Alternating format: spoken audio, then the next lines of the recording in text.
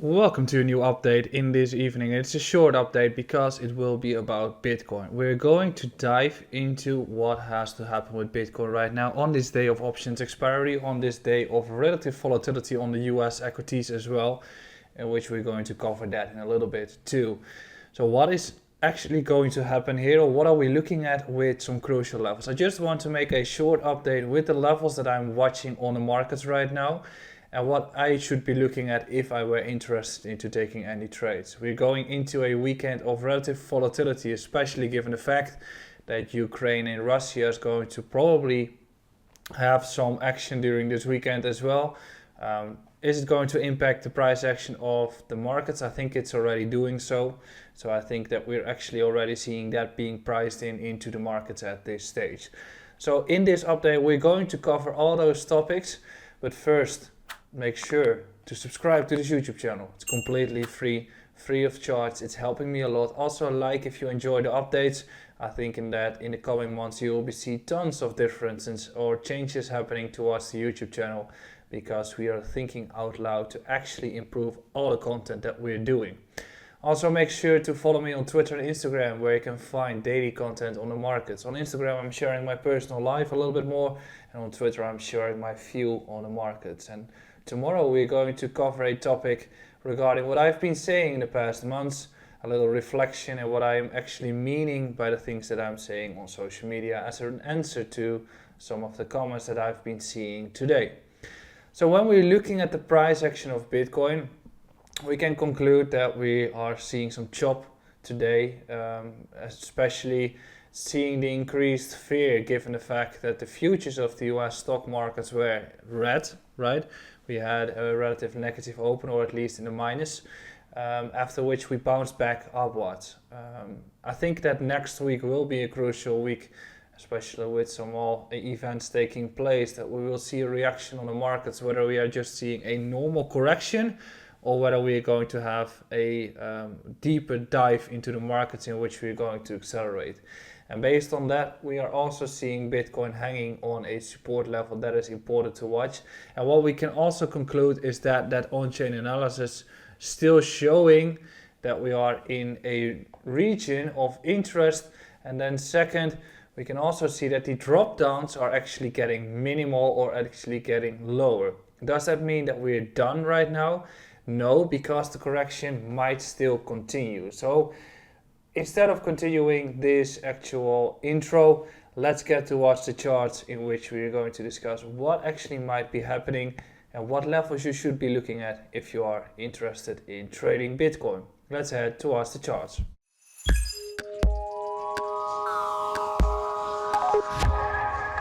So the first topic that we should be looking at is the actual impact that we're currently seeing on the Nasdaq. Just like we have been seeing in any of those corrections in 2019 or in 2020 with the actual nosedive with the corona pandemic, right? We've had a pretty harsh correction from that period, which was around 30%. We've also had a brief correction in 2018 during the actual bear market of crypto, which was an impact of 23% to the Nasdaq. And right now we are also seeing a swift correction taking place, which is already 13%. So next week is a crucial one, especially given the fact that we want to see how this daily is going to close and how the reaction on the Nasdaq will be. Why? Well, it's currently on a very important level of support. So I want to see the reaction happening at this stage. I would also love to see what economically is going to happen with all the factors that we have, with the Fed, with the fact that we've got Russia and stuff. But based on the price action, I would like to see how the reaction will be on the Nasdaq from this level, because if we lose this level, we are definitely in for an even deeper correction, looking at 13,000 points.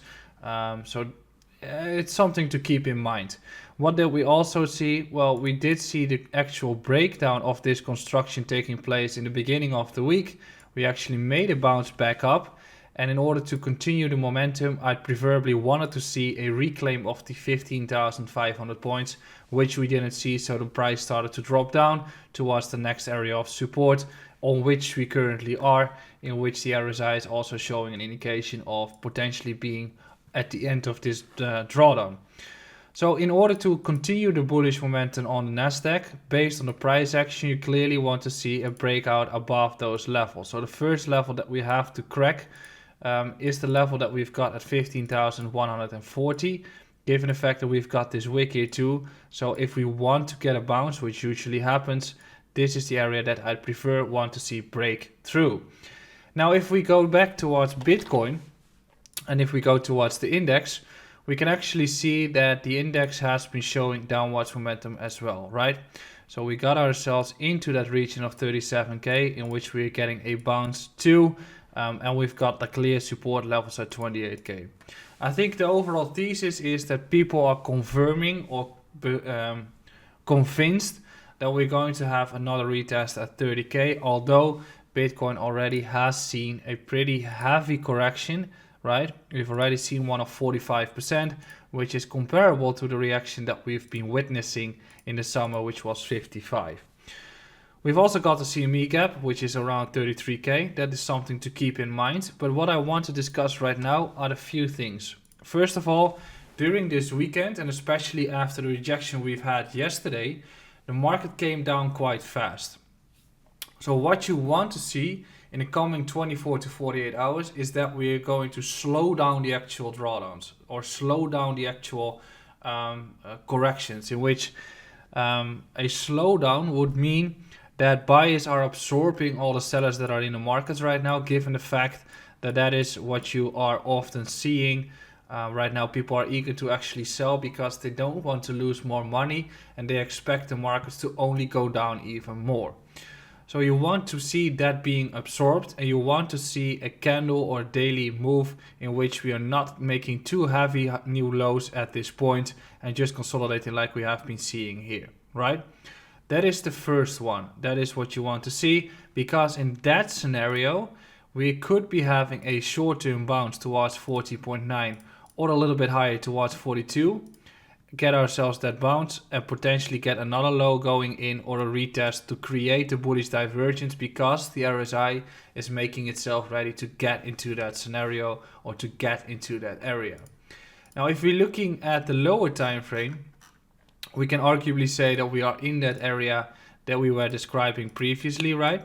So we've dived into that zone of interest and we're bouncing from it. So the first one that we should be looking at is the slowdown, because if the slowdown happens, the final stages of a correction are taking place. The second one is that if we are going to nuke through 37, you want to see something happening like this wick or any of those wicks that take place here. Right now we are not seeing any heavy absorption yet, so that might be saying that tomorrow we will, or during the weekend, we dive a little bit deeper into the support zone towards 37, get a fast bounce back in which you can create one of those wicks, or like we have been seeing in previous corrections too, any of those wicks. That means that the buyers are stepping in and that the sells are absorbed, resulting into a fast bounce back. That is the second scenario that you want to see, and then it can also start happening in which we just consolidate or start gaining back into levels. Those are the two ones that you should be looking at during the coming weekend. Definitely we had 46K as a crucial level, but that is not one on the tables right now. 40.8 is the one that we have to break through in order to break this trend that we are making right now. But first, any of these two scenarios, we have to see how the absorption of the markets is going to be in order to have any of those structures taking place. If that doesn't happen, yes, 30K is on the table. Yes, I will be losing money too. And yes, I'll be stopped out, or I will be manually closing positions to buy back lower because invalidation is taking place. But it's a tricky bet. If you're a new trader, if you're a new investor, and you are finally starting to decide whether you want to sell, and you did not do that in the entire 45% correction, this is not the point or not the moment to start considering selling, because the emotions are taking over. What you should be doing is making a valuable guess for yourself what the risk reward is going to be, and base a strategy on that. You don't feel comfortable by having positions at this point, but you have been holding through the entire correction. you're just gonna hold. You're just gonna hold. But you should not be rushing into positions yet because you're feeling that fear. First, make a plan for yourself how you're going to trade the ones that you have already instead of increasing it or decreasing it. Start understanding why you're thinking what you're thinking and base a strategy out of that.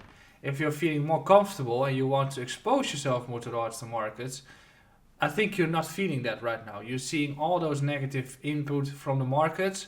You see FUD coming in. Negative news is taking over the actual spotlight right now because the overall sentiment is bearish.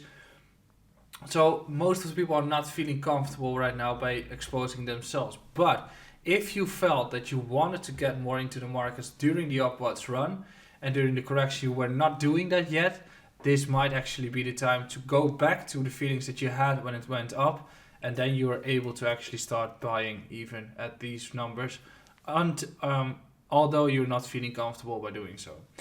I hope you have enjoyed this update. I'll be back tomorrow with a fresh new one. Make sure to subscribe to this YouTube channel, like it, and make sure to follow me on Twitter and Instagram. Have a wonderful evening, and I'll see you again tomorrow.